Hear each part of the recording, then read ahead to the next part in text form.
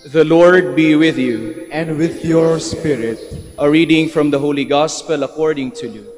Glory to you, O Lord.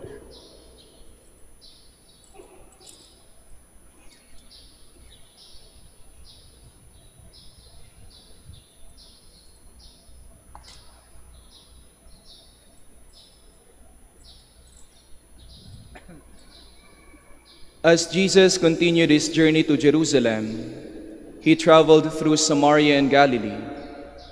As he was entering a village, 10 lepers met him. They stood at a distance from him and raised their voice, saying, "Jesus, Master, have pity on us." And when he saw them, he said, "Go show yourselves to the priests." As they were going, they were cleansed. And one of them, realizing he had been healed, returned, glorifying God in a loud voice, and he fell at the feet of Jesus and thanked him. He was a Samaritan. Jesus said in reply, 10 were cleansed, were they not? Where are the other 9? Has none but this foreigner returned to give thanks to God? Then he said to him, "Stand up and go. Your faith has saved you." The Gospel of the Lord. Praise to you, Lord Jesus Christ. Please be seated.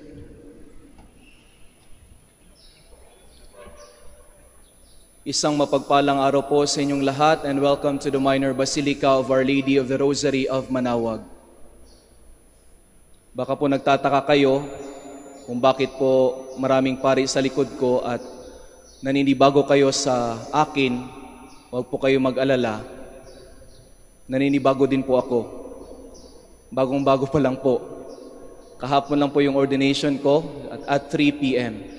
At ito po yung unang misa ko. And this Mass is a form of thanksgiving for the gift of priesthood, for the gift of a Dominican religious vocation. Napatanong po yung isang pari sa akin, sabi niya, bakit ngayon ordinary lang, ordinary day lang ngayon? Sabi ko, okay lang po, Father, kasi ito po yung gusto ko, yung first Mass ko, kahit ordinary, maibigay ko at may celebrate ko dito sa dambana ng ating mahal na Basilika, sa ating mahal na Ina. And the Gospel for today is very appropriate since it talks about gratitude, thanksgiving, pasasalamat. And I would like to highlight 2 movements, 2 actions na ginawa ng isang Samaritan leper. Dahil ang dali lang pong sabihin ng thank you, ang daling sambitin sa mga taong nagbigay sa atin ng mabuti o magandang gawain, ang bilis lang pong sabihin na thank you. Pero dito sa ginawa ng isang Samaritan leper before Jesus, there are 2 actions that I would like to highlight na napakagandang gawin natin, hindi lamang pagsabi ng thank you, para din mas maging makahulugan ang ating pagbibigay ng pasasalamat. The first thing that the Samaritan leper did in the Gospel is look at himself.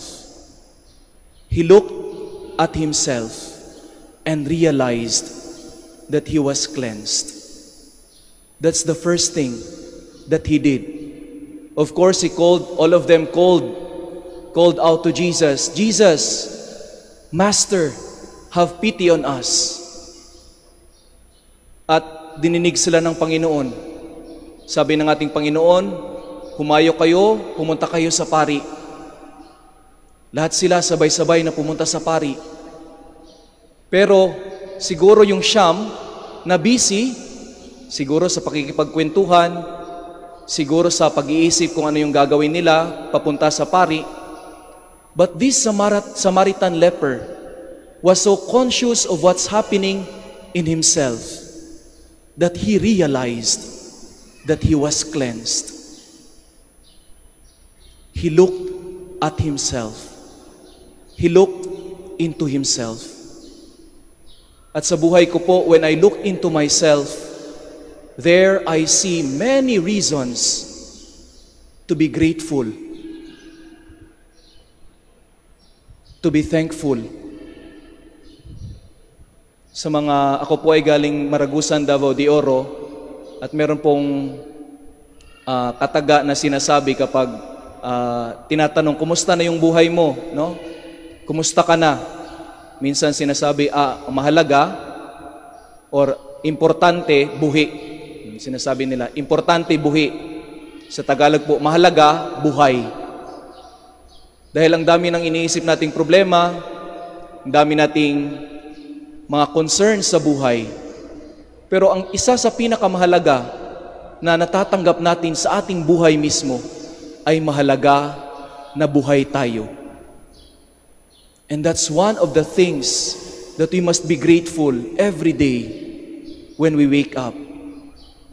We look into ourselves and say, God, thank you for this life.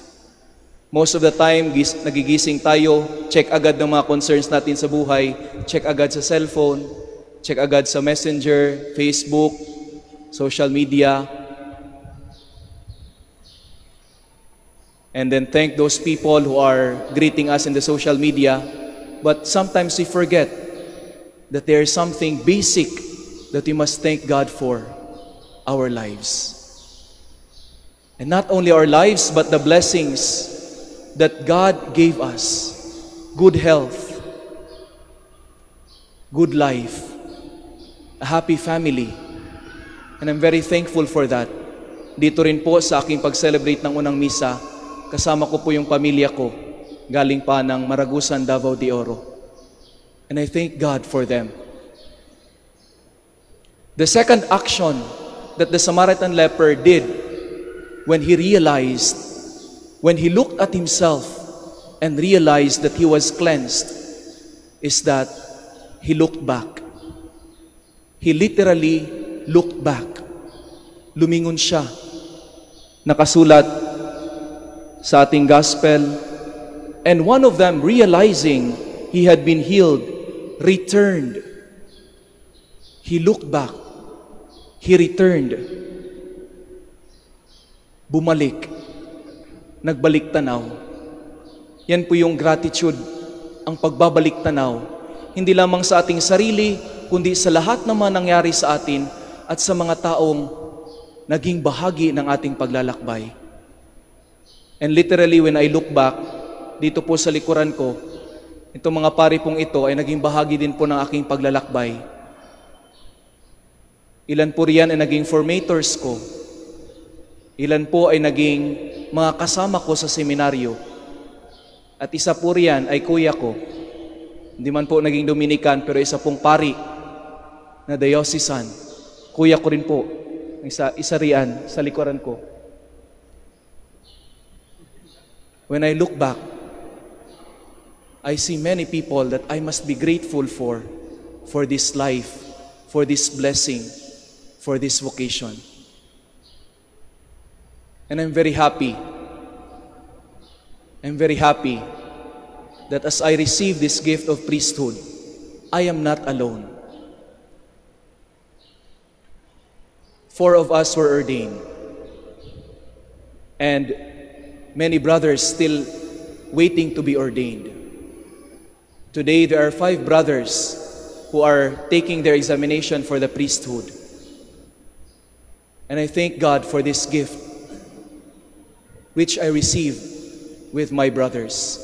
Dito rin po sa aking kanan, meron din pong mga nobisyo na mga brothers who are also preparing and undergoing formation in order to respond to God's call. At isa rin po, hindi po sa mga nobisyo riyan, dito rin po sa aking kanan, yan rin po yung batchmate ko. And isa rin po sa nawala, ay doon pala sa likod. Yung kapatid ko rin pong sumusunod sa akin. And I thank God that this gift that I'm receiving is a gift that is given by a community. And so I have to look back. I have to return to the community, which also inspire me to go on in this life. I went with this formation, in the initial formation, for 13 years. Matagal po. Kaya nga po, manipis na yung buhok ko. 13 years. Pero pag tinatanong ako, tagal naman, kailan ka magiging pari? I always tell them, hindi naman po ako nagmamadali. Masaya po ako dahil nag-e-enjoy ako kasama yung mga brothers ko. And it's really true. Once you're enjoying something, time goes fast. Time flies. Time flies. And 13 years, para sa akin, mabilis lang po. Because time flies when you're happy, when you are grateful for the many things that transpired in your life. And so I hope, my dear brothers and sisters, we also look into ourselves. Look within. What are the things that we must be grateful for? And also look back. Who are the persons that we must be grateful for? And as I also look back literally, I thank Our Lady of the Rosary of Manaoag for sustaining me in this life. I came here back in 2014, 2015. We spent our novitiate here for 14 months. Walang cellphone, walang TV, walang internet, walang newspaper. For 14 months we stayed here. And what kept us going, despite the seemingly disconnection, is the connection with Our Lady and her Son, our Lord Jesus Christ. And every day, pagpunta dito sa simbahan, pagbalik doon sa seminaryo sa nobisyado, we always pass by Our Lady, thanking her and her Son for another day, for sustaining us for another day. And see, after 13 years, she still sustains us. And so, my dear brothers and sisters, let us ask Our Lady to sustain us in gratitude. And just like her, full of gratitude herself, we may also thank God by giving our life wholly to God. Wholly to God. And lastly, I just like to comment when Jesus said, go show yourselves to the priest. What did the Samaritan leper did? Or what did the Samaritan leper do? He went back to Jesus, the eternal high priest. Isang paalala din po sa akin, sa aming mga pari, na ang aming pagkapari ay nagmumula at babalik to the eternal high priest, Jesus Christ. Kaya sabi ng isang lay sa akin, huwag lumaki ang ulo kapag pari ka na. And exactly, it's very true, because this priesthood that I receive is a gift not because of my worthiness, not because of what I did or who I am, but primarily because of Jesus' gracious love. He is the eternal, true high priest. Please pray for us, to Our Lady and to Jesus Christ, her Son, the eternal high priest. Amen.